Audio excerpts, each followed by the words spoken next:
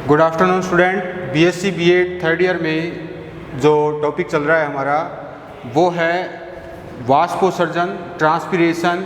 और ट्रांसपीरेशन में हम अभी तक पढ़ चुके हैं रंध्रों की गति के बारे में, और आज हम जानेंगे जो रंध्रों के खुलने और बंद होने की क्रियाविधि के बारे में। तो हम ये कह सकते हैं कि रंध्र गति की क्रियाविधि।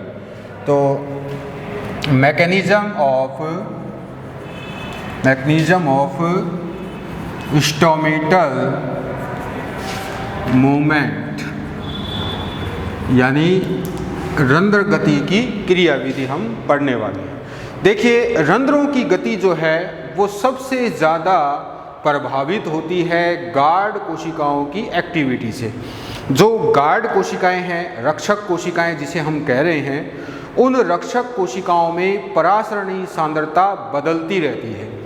और हम ये भी कह सकते हैं कि रक्षक कोशिकाओं में जो परासरणी सांद्रता है, परासरण दाब है, वो कई कारकों से बढ़ता और कम होता रहता है, जिसमें हम बता सकते हैं पीएच का प्रभाव, पीएच का कम या ज़्यादा होना, इसके अलावा कार्बन डाइऑक्साइड की सांद्रता, शर्करा की सांद्रता, ठीक है, और साथ ही साथ आयनों की सांद्रता।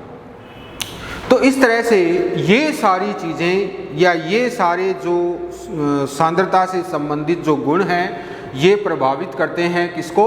रक्षक कोशिकाओं में परासरण दाब को प्रभावित करते हैं।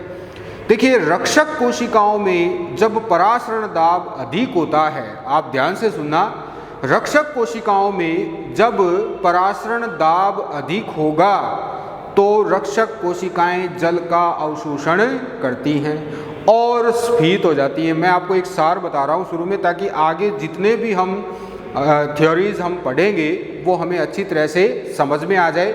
इसलिए ये मूल बात आपको याद रखनी आवश्यक है कि जो रक्षक कोशिकाएं हैं उनके अंदर जब परासरण सांद्रता बढ़ जाती है, रक्षक कोशिकाओं में जब परासरण सांद्रता बढ़ जाएगी तो रक्षक कोशिकाएं जल का अवशोषण करती हैं अपनी पास वाली कोशिकाओं से और स्फीत हो जाती हैं और रंध्र खुल जाते हैं, ठीक है। और अगर परासरणी सांद्रता कम होती है तो फिर रंध्र क्या हो जाएंगे? बंद हो जाएंगे।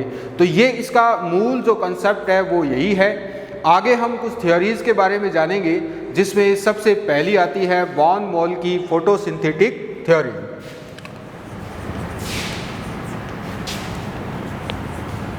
वॉन मोल की फोटोसिंथेटिक थ्योरी। तो इस थ्योरी में वॉन मोल कहता क्या है? वो ये कहता है कि रक्षक कोशिकाओं के क्लोरोप्लास्ट प्रकाश संश्लेषण की क्रिया द्वारा कुछ ऐसे पदार्थों का निर्माण करते हैं जो कि रक्षक कोशिकाओं की परासरणी सांद्रता को बढ़ा देते हैं। तो प्रकाश संश्लेषण के दौरान हम सब जानते हैं कि शर्करा का निर्माण होता है, ग्लूकोज का निर्माण होता है, तो उस वजह से उनकी परासरण सांद्रता बढ़ जाती है और परासरणी सांद्रता बढ़ने की एवज में ही वो क्या करती हैं? फूल जाती हैं जल अवशोषित कर, और इस अवस्था में रंध्र खुल जाते हैं। तो एक तो ये बात है। दूसरा जो ये तो वॉन मोल ने प्रस्तुत किया था फोटोसिंथेटिक मत, और दूसरा जो मत है वो दिया था लॉयड ने 1908 में। जो लॉयड है उसने 1908 में एक मत और दिया था, जिसको हम स्टार्च शर्करा अंतर परिवर्तन मत भी कहते हैं। Starch glucose enter conversion theory, starch शर्करा अंतर परिवर्तन, उसको मत को हम कहते हैं। तो लॉयड ने क्या कहा कि लॉयड ने ये कहा कि जो रक्षक कोशिकाएं हैं उनमें स्टार्च की मात्रा दिन के वक्त कम होती है जबकि रात्रि के वक्त ज़्यादा होती है। दिन के वक्त स्टार्च की मात्रा क्या होती है? सॉरी,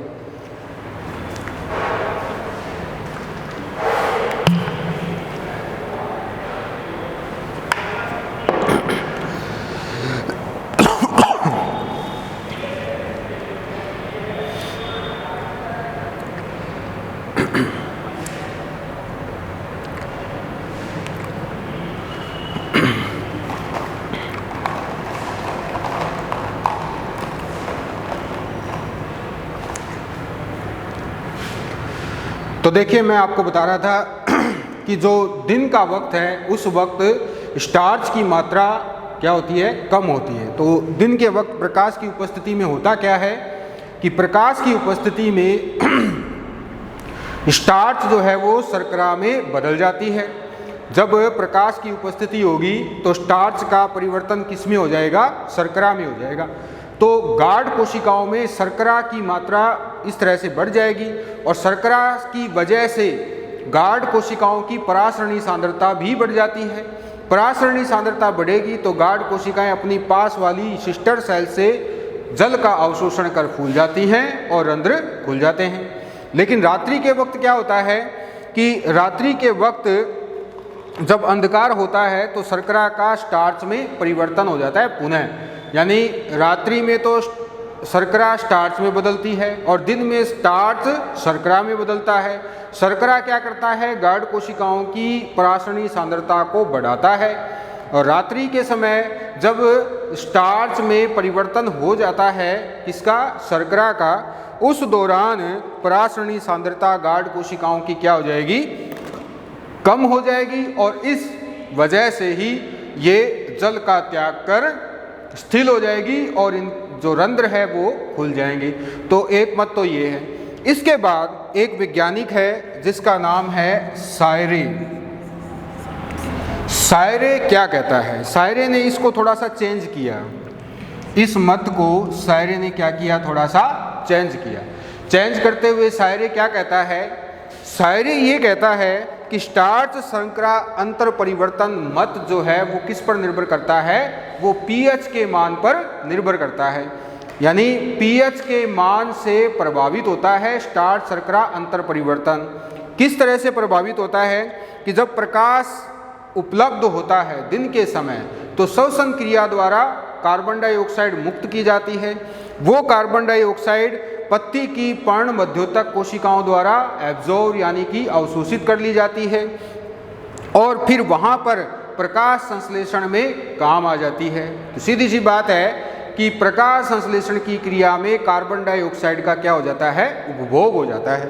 तो इस वजह से जब कार्बन डाइऑक्साइड का उपभोग हो जाए तो देखिए ये जैसे रंध्र है तो इस रंध्र में, ये बड़ा मैंने इसलिए बनाया ताकि आपको समझ में आ जाए। जैसे ये रंध्र है और इस रंध्र में आप देखेंगे तो यहाँ पर ये तो एपिडर्मिस है और एपिडर्मिस के ठीक पीछे यानी कि ये वाला जो हिस्सा है यहाँ पर एक कैविटी होती है जिसे हम सब स्टोमेटल कैविटी कहते हैं। सब स्टोमेटल कैविटी यानी उपरंध्रीय गुहा।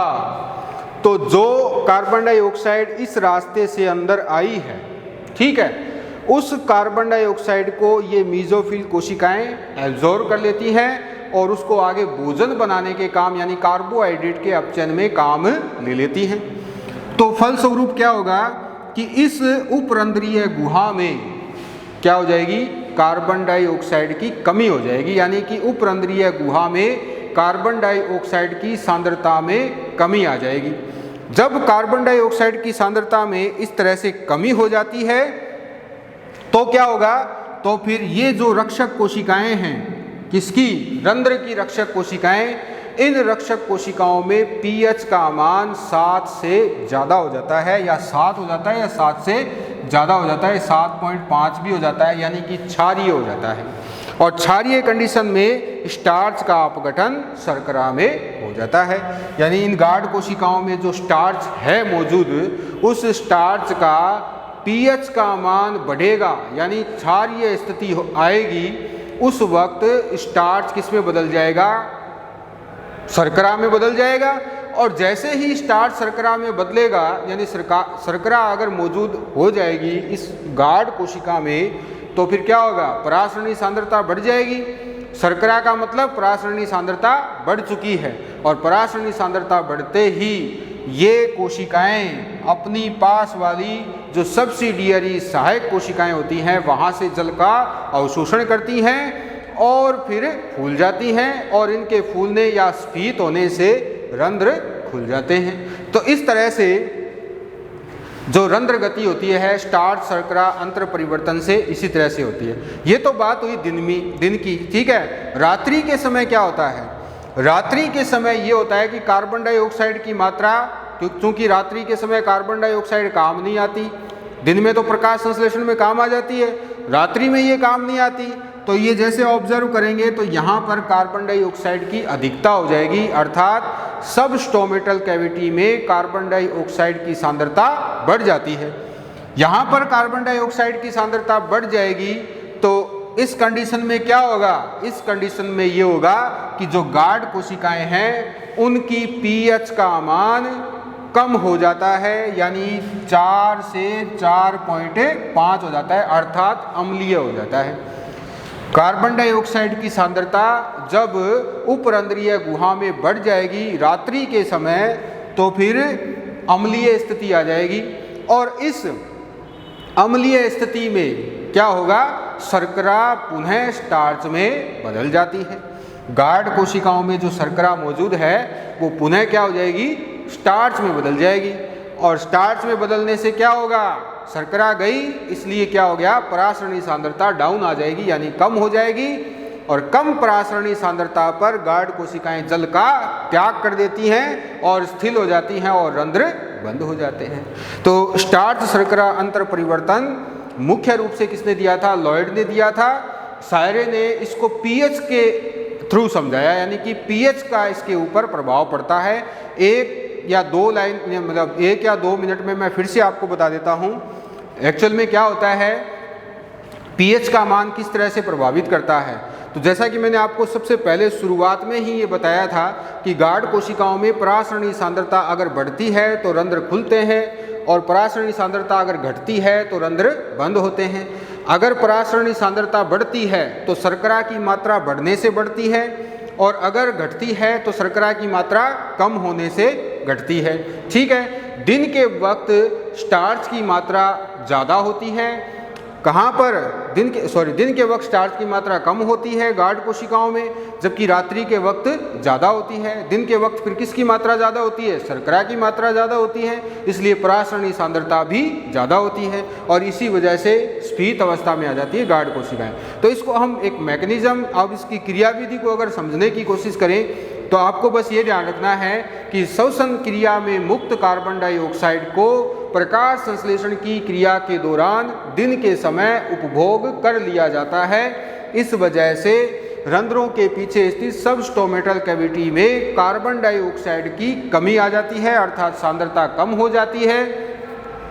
इस कैविटी में कार्बन डाइऑक्साइड की सांद्रता कम होने की वजह से गार्ड कोशिकाओं की पीएच का मान बढ़ जाएगा। पीएच का मान बढ़ने से क्षारीय स्थिति आ जाएगी और क्षारीय स्थिति पर स्टार्च शर्करा में बदल जाएगी। शर्करा में बदल जाएगी तो फिर गार्ड कोशिकाओं का क्या हो जाएगा? परासरणी सांद्रता बढ़ जाएगी।